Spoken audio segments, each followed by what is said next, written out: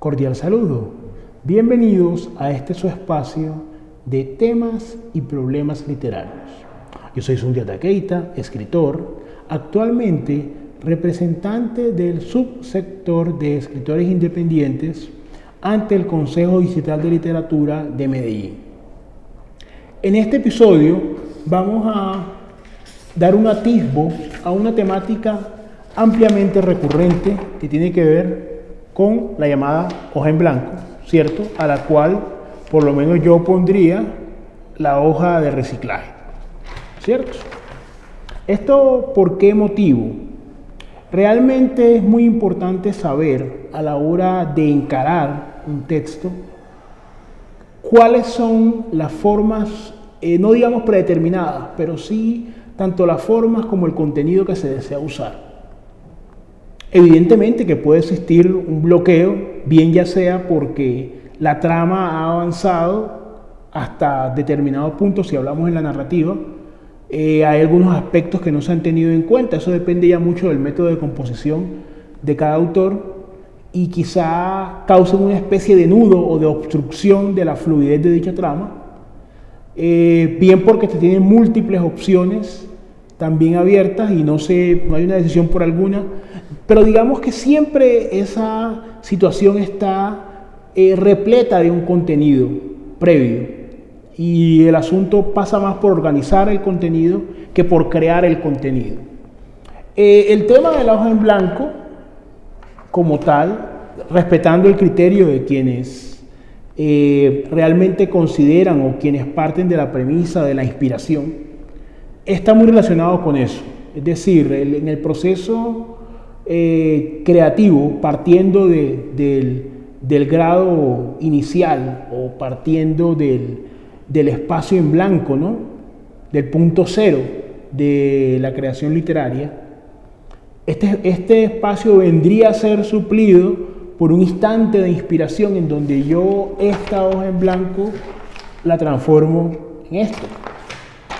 Hay que tener en cuenta, y lo hemos experimentado pues, quienes tenemos algún tipo de interés por el arte, que no todas las manifestaciones del arte, digamos, pueden ser caminos abiertos para nosotros.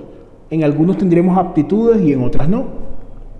Tiene mucho que ver eso porque muchas personas se interesan por el ejercicio literario, son grandes lectores, grandes analistas, pero frente al tema de la creación autónoma, realmente la aptitud, vale decir la capacidad, la competencia para esto, tiene que ver mucho no solamente con un asunto de manejo de las reglas del idioma, de la gramática, de la sintaxis, de una serie de recursos, sino evidentemente el auxilio de la imaginación y de la creatividad, de la inventiva para poder escribir un texto. Y eso no necesariamente, no es un defecto, ni por decirlo así, es algo negativo no tenerlo, pero muchas de las personas que lidian con este asunto de la hoja en blanco quizá es porque no tienen ningún contenido que expresar de manera literaria, pueden expresarlo de otra forma, pero no desde el punto de vista de la creación. Eso es algo que hay que tener en cuenta.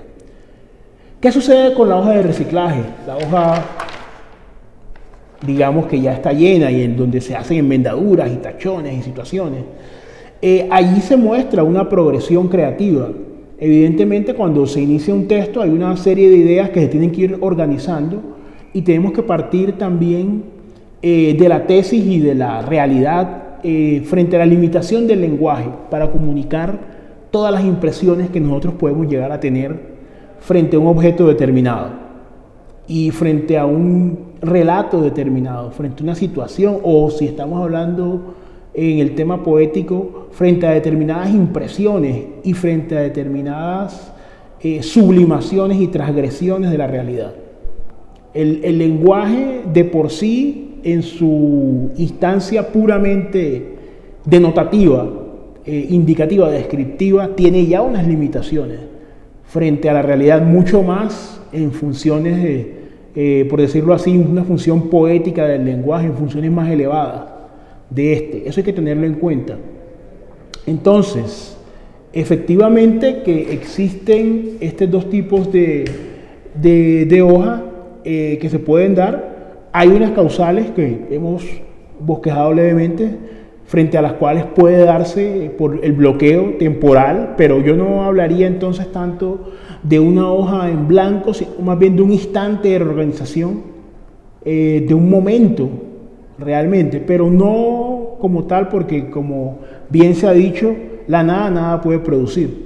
Realmente, si yo no tengo algo que comunicar, al margen del curso que tome, al margen de las indicaciones que vea, si yo no tengo algo para publicar, realmente para llenar esta hoja nunca se va a llenar. Ahora, hay, como consideramos algunos, estímulos creativos de nivel interno, podría decirse lo que mucha gente llama la inspiración, que puede surgir de una reflexión, de un sueño, de un pensamiento, de una lectura, de otro, no necesariamente literaria, de otra clase de texto, filosofía, política, economía, que remita a una historia, y ahí entra esa chispa, entra esa inventiva en ese momento, y hay estímulos creativos puramente externos, vamos a decirlo así, por un ejemplo sencillo, frente al tema de los concursos. De pronto usted quiere escribir sobre algo, pero no se decide por un tema, así usted no vaya. Vamos a hablar también en algún momento frente a la pertinencia o no de los concursos y demás, una serie de situaciones que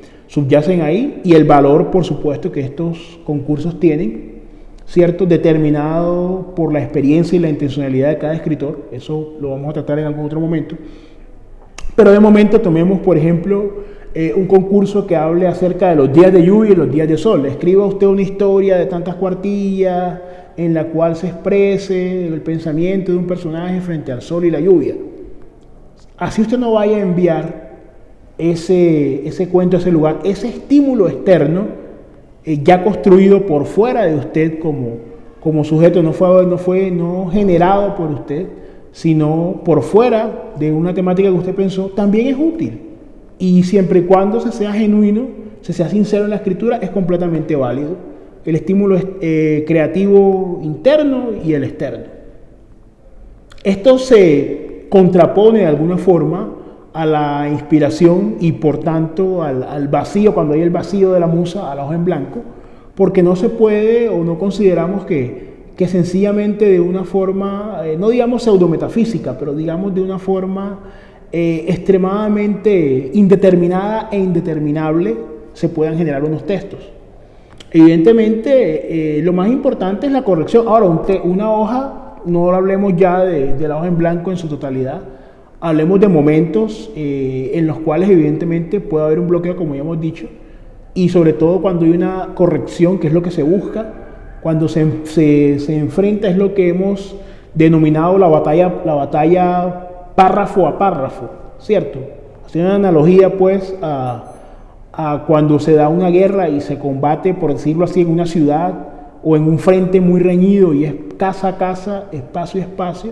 Hay una batalla párrafo a párrafo, hablando pues en términos narrativos o verso a verso, ¿no? Esa batalla se da en cuanto al método de composición que tenga cada escritor. Hay escritores o autores que escriben de corrido y hacen después una revisión. Hay autores que a medida que van escribiendo van revisando cada cuestión. Habrá una revisión posterior final, pero es importante hacerlo también en el momento, sobre todo porque eso nos va a permitir la hilación.